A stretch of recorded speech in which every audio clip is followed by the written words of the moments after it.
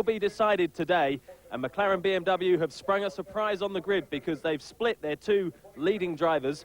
JJ Leto and Steve Soper, the only men who can catch Bernd Schneider in the Mercedes, driving in separate cars. It's a bit of a gamble, a final roll of the dice, if you like, to try to break that Mercedes domination. Steve, for the first time this season, you're split from JJ. Explain the reasoning to us. Well, I suppose it's really, we can double our chances. We didn't want to do it, Charlie. Nobody really wanted to do it, but at the end of the day, if we have a problem with car 8 and we're both in car 8, whether it be an accident or a mechanical problem, and Byrne also has a problem, and number 9 finishes in the first 3, we look pretty stupid that we haven't won the championship. So this way, we got 2 chances. But it's either or now. Only you or JJ can actually win the championship. Well, it depends what Snyder's doing, but if Snyder's out, then we've got a plan. Well, Mercedes have a plan too. There's championship leader Schneider on the front row, but on pole is teammate Alex Wurz, who's going to help Schneider all he can. Yeah, for sure we'll help him. That's also the reason why I swapped the cars. I'm now driving with Greg Moore to help Bernd. Before I was driving with him, I joined him the whole year, and now we are here to help him to win the Drivers' Championship for Bernd, but also we need to make sure that we win the Constructors' Championship. Here's the big surprise of qualifying. Scotsman Alan McNish has out-qualified both the Schnitzer McLarens and put his GT1 Porsche third on the grid.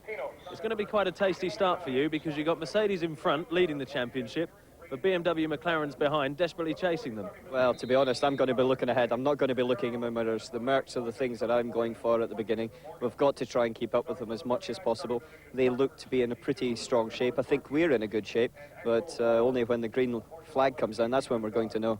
What of the other Brits? Well, here's the Parabolica McLaren of Gary Ailes and Chris Goodwin. They're 14th on the grid after an eventful qualifying, which included this spin for Gary. We're a one-car team up against 2- and 3-car teams, and they can dial their cars into the circuit in half the time. They've got 3 or 2 cars out there getting information, so it's no news. That's where we're always going to struggle as a one-car team, but we have a great setup for the race, and I'm looking forward to it. I think we're going to be able to overtake a lot of cars. After their third place at Sebring last week, the Paynos cars have only qualified 13th and 19th. We do tend to actually race better than we qualify, so if we could maybe just support our Sebring success with a 6th place to get another point, that would be fabulous. That really would be. But I wouldn't really expect more than that. A different partner in the car for you this time. Does that make a difference to you? Yeah, he's French and I don't understand him. There is with Olivier Griard this week. Well, in GT2, in the battle between the Vipers and the Porsches, any one of 5 drivers could end up champion. But at the moment, Justin Bell's in front. In the context of your career, how important is this race? Right up there with losing my virginity and making my first million, actually. Absolutely, undeniably, the most important thing that's happened in my life, really. So I have to look at it as you know, a goal. It would be nice to get one, nice to get a world championship. So the Silver Arrows lead the 42-car field off on the final lap before the rolling start. And among the huge crowd, there's an expat Brit who's been doing rather well over here. Yeah, just a chance to look around, actually come and see some old friends, Perry McCarthy and Julian Bailey. And with Mercedes-Benz, I'm a Mercedes-Benz driver, and they invited me to come and take a look, and it's good fun. So what do you think of this battle for the title? Mercedes obviously heavily involved. Mercedes obviously is the one I've got to vote for. You know, that's me, I'm part of the family, so, and I think they're going to do it. I mean, the cars are very strong. But I think it's going to be a great race here. This is a great race circuit. They're going to enjoy it. They certainly are. Here they come. 3 Mercedes plus Alan McNish in the Porsche. Then the Dalmas Porsche and championship challenger Leto in the McLaren. They're away. 3 Mercedes move. Wurz, Schneider, Nannini. But McNish in the Porsche is alongside Nannini as they go down into the first corner. McNish is nosing ahead. Still the 2 Mercedes ahead. But look at McNish going round the outside of Nannini and Schneider going round the outside of Wurz. Schneider has the lead. It's Schneider. It's Wurz. But now McNish is alongside. McNish is alongside Wurz for second place, and he's through. Schneider going wide. Schneider on the dirt. McNish leads. what a magnificent start from young Alan McNish, leading the three Works Mercedes. We ride now with Gary Ailes in the Parabolica McLaren. Ahead of him is Collard's Porsche, but now the whole field are going swooping through the tortuous downhill S-bends of the corkscrew, and that Porsche leading the Mercedes. Yannick Dalmas has also passed Nannini's Mercedes, pushed that down to 5th place, and JJ Leto in the McLaren is 6th, ahead of Boutsen. Steve Soper is 8th. This is the GT2 battle. Viper from Marcos from 911 Porsche. Uwe Altzen battling there with his teammate. Altzen, who co-drives with Hurtgen, who's really going for this championship, Claudia Hurtgen. And already we have our first problem for the little blue Morgan. That's Mark Hales retiring the gallant little English car. And meanwhile, Steve Soper and JJ Leto are running together in the two Schlitzer McLarens.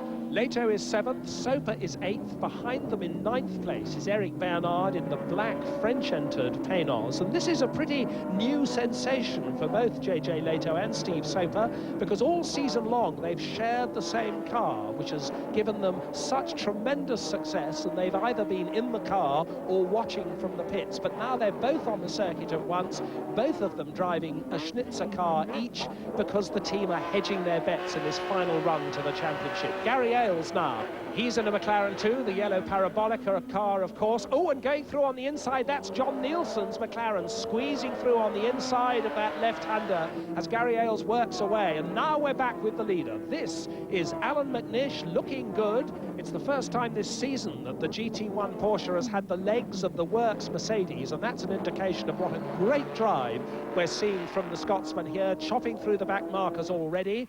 Now we're riding in GT2 once more. This is Bruno Eichmann, very nearly getting it wrong as he goes plunging down the corkscrew in his GT2 Porsche. Just ahead of him, the yellow Marcos. He's straining to get closer. And Eric Bernard slowing right down, pulling off, in fact, pulling right off the circuit in the Dams Paynos. That car's race surely now runs. Some sort of mechanical failure, I would guess. And this is Alexander Wurz off the circuit on the dirt. Alexander Wurz is off in the Mercedes. What has happened? He's now accelerating through a great cloud of dust back onto the circuit again, and that's what's happened. One of the GT2 Porsches T-bones Alexander Wurz. The two cars go off. This is very bad news early in the race for the Mercedes Challenge. Meanwhile, Justin Bell, only 5th in GT2 at the moment. Look, there's Bernd Schneider just lapping him as they go through that left-hander. But Justin's going to have to move on up if he's to keep his title hopes alive. Now, into the pits, very early. JJ Leto has come in. What is the problem? JJ Leto, the championship challenger, has brought the Schlitzer McLaren into the pits, and he's out of the car. JJ Leto out of the car. This looks very serious. It looks terminal. They're crawling all over the car, looking at the back of it. But JJ Leto's out. JJ Leto, crash helmet off. He's walking away, and now in comes Alexander Wurz. He's just had that spin. He's done a couple of laps to see if all is well, and he's brought that car in. Still in the car, and they've got it up on the jacks, and they're going to take the front off, I think. They're going to have a look to see whether there is indeed any damage. The car doesn't look superficially damaged, but who knows what's happened underneath in that accident with the GT2 Porsche of Wolfgang Kaufmann. Now, that's the Dutchman Cor Oyzer, who was well placed in GT2 with that Marcos. He's parking, so that's going to promote Justin Bell just one more place. Now we ride with Gary Ailes. Gary Ailes on the tail of that Lotus, right in front of him. He's looking for a way past. The Lotus is pretty quick and getting on the brakes very late. The Lotus just eases away a little bit, but there's some back markers ahead. And now Gary Ailes closes up this centrally seated McLaren with the chopped off top of the steering wheel. Now he's getting alongside. Can he get through? He does. He goes past and he nibbles away at the back markers. Woo! Nearly hits the back of one of them, fighting that car. Now this is Alessandro Nannini's Mercedes coming in, and it's steaming and smoking at the back. They've got a fire extinguisher on it. It's not going well for two of the three Mercedes in this race, at least. Now, what happened? We see a replay. Nannini apparently hitting the back of Yannick Dalmas's car, and whether that did some damage, which has now forced the car into the pits. Certainly Nannini's car is wasting a lot of time. Justin Bell there being lapped by Steve Soper as they go over that hump and then tortuously down through the corkscrew. What hard work this circuit is, narrow, constantly twisting and up and down. That's one of the Gulf McLarens lapping Justin Bell. That'll be Pierre-Henri Raffanel. Now, one of the Porsches is in trouble, and we're seeing a replay. It's the Mustang, which moves across Thierry Boutsen. The two cars collide. Most of the front of Thierry Boutsen's bodywork comes away, and yet again, one of the slower cars getting in the way of one of the quicker cars. This is Thierry Boutsen's eye view. He comes up wanting to lap this traffic in front of him, and the Mustang moves across. You see it coming in from the right, clouts the bodywork, gets very, very sideways, gets himself straight. But now Thierry Boutsen has the bodywork absolutely flapping in front of his windscreen, dragging along with a still lit headlamp, and he's making his way to the pits. Now he's in the pit lane. Into the pit lane comes the number 6 Porsche with bits of bodywork falling off. The mechanics go straight to action, pull it away, pull out the remains of the electrical wiring, and now there's a new front section already waiting. On it goes, but that car has been badly delayed. But there's still a GT1 Porsche in the lead, of course. Alan McNish is driving absolutely magnificently. There he goes through the traffic, through the long downhill of the corkscrew. Alan McNish leads for Porsche. Bernd Schneider, the championship leader, is in second place with his Mercedes. Yannick Dalmas is third with his GT1 Porsche. And in fourth place now, up into fourth place has come Steve Soper with his McLaren, so the championship isn't done and dusted yet.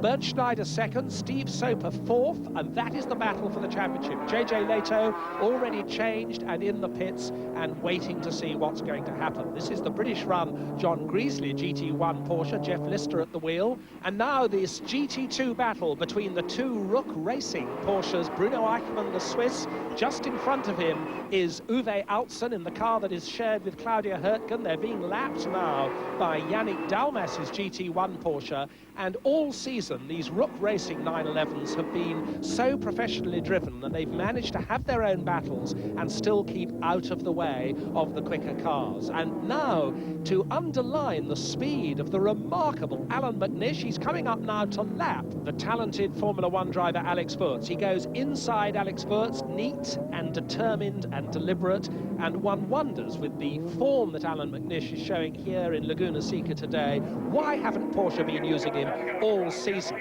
We've got two Gulf McLarens in for refueling at the same time. It's looking very crowded down there. They've taken the fuel lines off the Anders Olofsson Jeff Lee's car. Now they're putting them back on again. The mechanic at the back is getting so frustrated with these delays, and in front of them there is the John Nielsen car being handed over to Thomas Becheur. They're going to have to drag back Anders Olofsson's car so that he can get out. There is the car in front still being worked on, and a mechanic throws a wheel across at the pit's counter, which seems to blow a lot of compressed air out of an air bottle. Meanwhile, Thomas Becheur has stalled his car. He tried to drive off when there was still a wheel wrench attached to one of the back wheels. Now he's stalled. Now he's got it restarted again. What an absolute pantomime. And there's the lead car, Ralf KELLENERS aboard. There is Alan McNish, the hero of the day. Alan McNish, after being a man to watch in Formula 3000, his career has been in the doldrums, but it's certainly come alive here in California today. Alan, you made an absolutely storming start. Yeah, I managed to get round Nannini at the first corner, slip inside the second guy, and the third guy made it easy. He just slid off the track and got into the lead. From there, I was surprised how easy I was able to stay in front. The Mercs pushed hard right at the end. I had a 4-second gap, but it dropped back because of traffic, and now I've handed over to Ralf. He should be okay. Justin Bell, still fourth in GT2. He's got a lot of work to do. The title seems to be slipping away because Bruno Eichmann now leading GT2 and now therefore effectively leading the GT2 championship. That's Greg Moore, who's just lapped him in the Wurz Mercedes. The American IndyCar driver Greg Moore guesting once more, and a GT1 Porsche going through as well. Two McLarens off. Two McLarens are off, the yellow Parabolica car, Gary Ailes still at the wheel, and that's the Roberto Ravaglia car. Ravaglia has just taken over from Steve Soper, and his wheels are in the gravel trap, the back wheels. He doesn't seem to be able to dig himself away, and that could be the championship decided. Well, the GT2 Championship is far from decided. We ride with Bruno Eichmann and slithering through the Nannini Tiemann GT1 Mercedes. And Mercedes are now leading this race because following the Alan McNish pit stop, which took much too long, they had a problem with the wheel brace. That allowed the Schneider Mercedes, now driven by Klaus Ludwig, there it is, the one with the yellow mirrors, into the lead. Yannick Dalmas and Bob Wallach in their GT1 Porsche are now second. And the Alan McNish Porsche, driven now by RALF KELLENERS, is in third place. And Roberto Ravaglia's managed to get that McLaren out of the gravel. He's driven it round, he's got it to the pits. So Ravaglia's car back, that's the Parabolica one, getting bodywork repairs. They put Chris Goodwin in the car, so Chris Goodwin takes it back into the race. There's Gary Ailes looking at the computer to see where they're really placed. And the Ravaglia Sopa car being worked on, there's quite a large portion of the bodywork missing just in front of that right-hand rear wheel, but they're changing the right-hand rear wheel. They're clearly going to get it back in the race. Roberto Ravaglia in the car, and that means that Steve Sopa's championship challenge goes on. And as Klaus Ludwig continues to lead in the car that Schneider started the race with, we watch the second Dave Price Paynos. This is Perry McCarthy and Olivier Griard working their way through the back markers, this distinctive-looking front-engine car. Now we ride with Hans Stuck, the veteran Austrian and one of the great sports car drivers of modern motor racing. He's in the Works GT1 Porsche. In front of him, the two silver GT2 Porsches of the Rook Racing team, and they are now battling over the GT2 lead. The Altzen and Hertzgen car and the Ortelli and Eichmann car, and in fact, they're not making it particularly easy for him to get by. He gets by one of them, and now he's going to look for a way around the other, and he gets past. On the power once more, and still there's more traffic for him to get by. One of the Marcoses. Then there's a Chamberlain Viper. And another GT1 Porsche ahead to swallow up. Now, here's Roberto Ravaglia back in the race in the Schnitzer McLaren. His co-driver, Steve Sopa, hasn't lost this championship yet. He's got a tough task. That car's now running 4 laps down.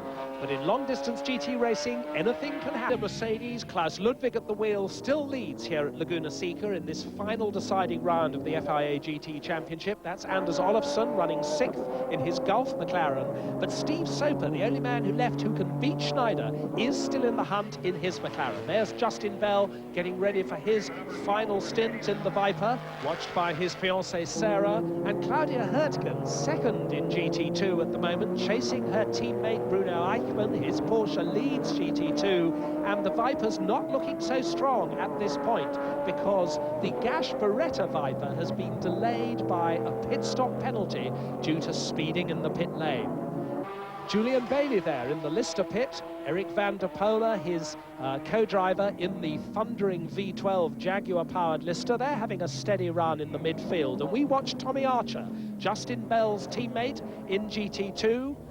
The Parabolica McLaren, the yellow car, Chris Goodwin at the wheel now, headlights blazing, and despite its damage on the side of that car, still seems to be going well. Hans Stuck now. Remember that Thierry Boutsen, his co-driver, had that collision with a Mustang earlier on, and Hans Stuck is now approaching another of these much slower Mustangs, goes through on the inside of a left-hander, and this time the Mustang does leave him enough room as they go plunging down through the corkscrew. Hans Stuck and Thierry Boutsen now in 5th place in this car after their earlier delays. And the GT1 Porsches do seem to be competitive round the twists of Laguna Seca. Still the Schneider Ludwig Mercedes leads, but we've got Porsches in 2nd, 3rd and 5th places.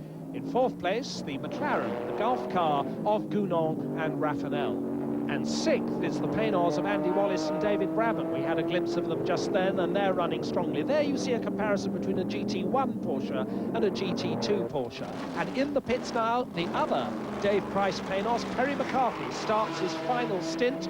Co-driver Olivier Griard cooling down. It's very, very hot inside those front-engine Paynos cars. Thierry Boutsen's back in the 5th placed Porsche. There's Hans Stuck cooling down too. Racing is hard work in this Californian heat. And he's not very happy because they're still having to make up time after that earlier delay. That's Charlie Lamb, the Schnitzer McLaren team manager, still willing on Soper to make up time after his delays. As we ride now with Thierry Boutsen going past the Jan Lammers Lotus. He's shutting the door. Another collision for Thierry Boutsen. Perhaps that's going to mean another nose section. That is Thierry Boutsen being squeezed by the Lotus of the Dutchman Jan Lammers. There's Lammers' Lotus now come into the pits. There must be some damage on that car, and I wonder if poor Thierry Boutsen and Hans Stuck are going to have to make another stop. That's the second place GT1 Porsche of Yannick Dalmas and Bob Wallach, and Mark Blundell having a little word with Bernd Schneider, who's getting ready for his final stint. Mercedes drivers both, those two of course, because that's what Mark Blundell uses for his power in IndyCar racing. Here's Pierre-Henri Raffanel in the best placed McLaren in the race, the Gulf McLaren. He's behind the John Greasley Porsche as they go through the downhill sweeps, and the GT1 Greasley Porsche still holding up Raffanel. Raffanel flashes his lights now and manages to squeeze down the inside. Meanwhile, at the front of the race, Klaus Ludwig's got a little bit of traffic to cope with because he's got the GT2 battles just in front of him. The Viper there, just ahead of him, is the Gash Beretta Viper. He goes past the GT2 Porsche with no problem at all, but the Viper ahead of him as they go down that long, twisting, plunging section, the corkscrew, of course. And the Viper still ahead of him as in the pits, Nannini gets ready for his final stint. And also getting ready, Alexander Wurz, there he is, Wurz, the very tall young Austrian. And there's Bernd Schneider, the championship leader, with his seat ready. These drivers change their seats when they change drivers. That's the way that they get comfortable. He's got his name on it so that he makes sure he picks up the right seat. That could be very worrying if he gets the wrong one. There's a Parabolica pit stop, and it looks as though Parabolica have called it a day. That car stationary in the pits as in comes Klaus Ludwig. Klaus Ludwig comes down the pit lane. One of the Mustangs in front of him pulls across into its pit as the Mercedes with yellow mirrors, the leading car, comes in. Klaus Ludwig comes to a halt right on the spot. The tyres are ready, and Bernd Schneider opens the door, gets him out, and gets himself in. GT1 Porsche's battling on meanwhile. Yannick Dalmas ahead of Ralf KELLENERS. KELLENERS in the number 47 car, which will be handed over to Alan McNish before very long. McNish down here in the pits, waiting and ready and longing to get back at the wheel of that car. That's Jean-Marc Gounon in the McLaren in fourth place, but now Ralf KELLENERS has brought the McNish Porsche into the pits. McNish takes over and leaves the pit lane now. Let's hear from Ralf KELLENERS. Yeah, I'm very hard. It's very hard in the car too. Well, we had a little bit of problems when we had our first pit stop. I think the front wheel nut didn't come off. I think at the moment we're on third place, so hopefully we can stay there. I mean, the place on the rostrum would be fantastic, even though he was leading in the beginning, but still, the rostrum would be just fantastic. Greg Moore out of that Mercedes, hands over to Alex Wurz, who gets his lofty frame into the cockpit somehow, and the Parabolica McLaren is out, so Chris Goodwin's first FIA GT season is over. I'll be back. Now, one way or another, we'll be back. We've got a lot of unfinished business. We've had a brilliant year. Parabolica has had just a fantastic year, really, for the team's first year in motorsport. I think we're 6th or 7th in the World Championship as a team. So, crikey, that's not bad. Jean-Marc Gounon bringing the third place McLaren in to hand over to Pierre-Henri Raffanel. It's third because Alan McNish's pit stop was a long one. Again, they had a lot of trouble getting the Porsche's wheels changed, and that means that this McLaren has gone ahead into third place. If they have a quick stop, they're going to get out and still be in front of the flying Alan McNish, who is tramping on. This man is tramping on too. This is Bernd Schneider. Bernd Schneider now with a 20 seconds lead over the Yannick Dalmas Bob Wallach Porsche. They're in second place. In third place, the Gounon Raffanel McLaren. In fourth place now, the McNish KELLENERS Porsche. And that's the Lister Storm in its troubled weekend, down in 23rd place. And Pierre-Henri Raffanel has caught up with it and is trying to get by, but the Lister is not making it particularly easy. And the McLaren's lights are... Oh, yes, the McLaren locked up its brakes there. He thought that the Lister Storm was letting it through. At the last moment, the Lister Storm slammed the door, and you saw Raffanel locking up his wheels. He's now flashing his lights. He's trying to get past the big V12 Lister, and now he does so. but that will have all helped Alan McNish to creep a little bit closer. There is the number 5 Paynos, and that is Andy Wallace going extremely well, mapping one of the GT2 back markers. Andy Wallace now has that car up into 6th place now. It's looking like another points finish for the Paynos. The GT2 battle still going on. This is Bruno Eichmann and Stefan Ortelli. Stefan Ortelli now at the wheel of that car. They're leading. Beretta and Gash are splitting the route Porsches. There they are. You saw a glimpse of the big V10 Viper, the white one with the blue stripes. Ahead of it, there's a blue one with white stripes, which is one of the slower Chamberlain cars. But Beretta and Gash are in 2nd place as we ride with Alexander Wurz in 8th place. And ahead of him, you can see Philippe Gash in 2nd place in GT2, 3rd in GT2, Alson and Hertgen in their GT2 Porsche, and a wheel! There's a wheel from somebody's car rolling across the Californian landscape. Whose car has gone onto 3 wheels? It's a GT1 Porsche, a GT2 Porsche, I should say. It's the number 87 car, the 3rd Rook car, John Robinson, Hugh Price and Andreas Ahler, and the car on 3 wheels and a brake disc, making its cautious way back to the pits. The driver waving to his crew saying, come and rescue me, I want to finish this race if you can get a 4th wheel on my wagon. In fact, it's not the brake disc, now I can see it, it is the centre of the wheel. The wheel itself has come into 2 pieces. The rim has gone off, taking the tyre with it, and off goes Alessandro Nannini. Alessandro Nannini, a big dusty moment. He gets it back onto the circuit once more, but that was Alessandro Nannini getting it all wrong in the big V12 Mercedes, and that is further indication that the Mercedes just aren't nimble enough to get, we see it again, he gets on the opposite lock, but the car slides onto the dusty runoff area. These Mercedes are just not as nimble as the GT1 Porsches round here, but that's Steve Soper. Steve Soper fighting on. You can see the great gap in the bodywork at the right-hand side of this car because of the damage it sustained when it collided with the Parabolica McLaren earlier on. But Steve Soper, he's a long way down, but he's still driving hard. That's the Stuck Boutsen GT1 Porsche making that extra stop, which we knew they would have to make, and trying to hold on to 5th place. And that cloud of smoke from a GT2 Porsche, that is significant. That's Uwe Altson's car, and that could change the whole complexion of the GT2 Championship.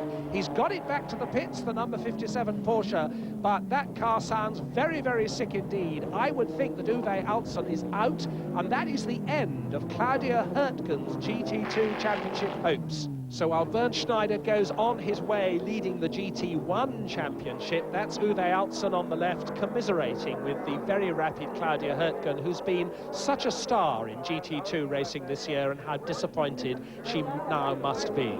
But the other Rook Racing GT2 Porsche of Bruno Eichmann still leads. There it is, leading GT2, with the Vipers 2nd and 3rd, Beretta and Gash 2nd, Bell and Archer 3rd, and that means that if there's no change in the order from now to the end of the race, Bruno Eichmann will beat Justin Bell to the GT2 Drivers' Championship. There is Justin Bell in his Viper, but ahead of him is his own teammate, Olivier Beretta, and I wonder if the Viper team will tell Beretta that he's got to slow down and let Justin Bell catch him. If they do that, then Justin Bell could still be the GT2 champion.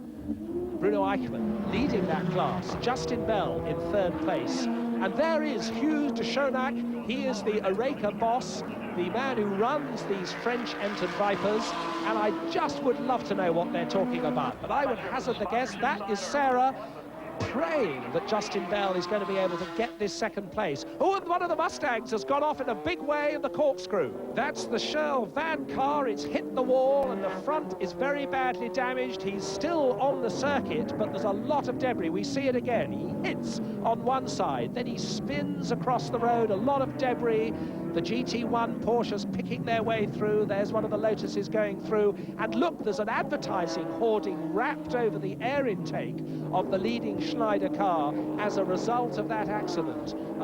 The Mustangs have not made the best impression, I think it's fair to say, in this race, and a lot of debris on the circuit at the corkscrew. And there's Hughes de Schonack And now, surely, he is giving instructions to slow down Olivier Beretta. Yes, there is Olivier Beretta, who is very obviously slowing, and Justin Bell, who is getting on for half a lap down on him, is now catching him very, very quickly indeed. There is Beretta, and Justin Bell catching him all the time, and Justin Bell has caught him. Justin Bell goes through as we start the final lap here. It's the Viper with the yellow mirrors that has gone ahead. Justin Bell is second now in GT2. He's a lap behind that Porsche ahead of him, but he is now in second place. He's going to win the GT2 championship if nothing goes wrong on this final lap. And the man who's going to win the GT1 championship, with Alex Wurz following him, it's Bernd Schneider, who gets onto the final straight of the final race of the 1997 GT season. The checkered flag waves. Bernd Schneider is GT1 champion, and here come the Vipers.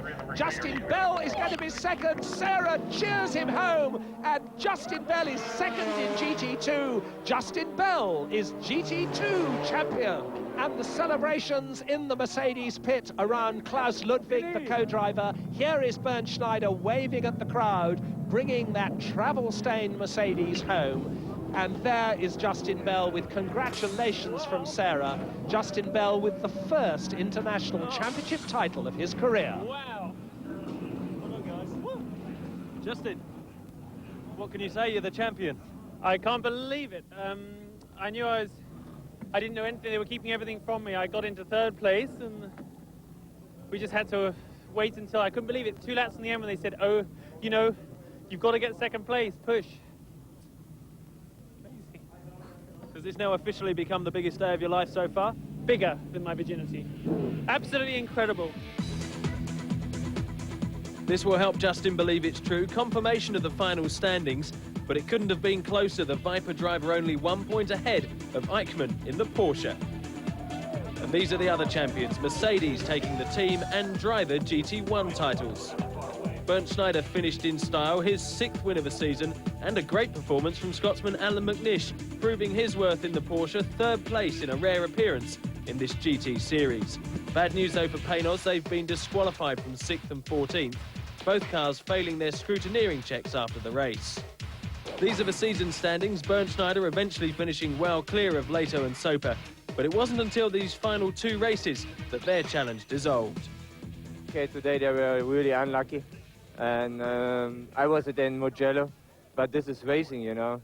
It was very open, everything until the end, and that time it was worked out for us.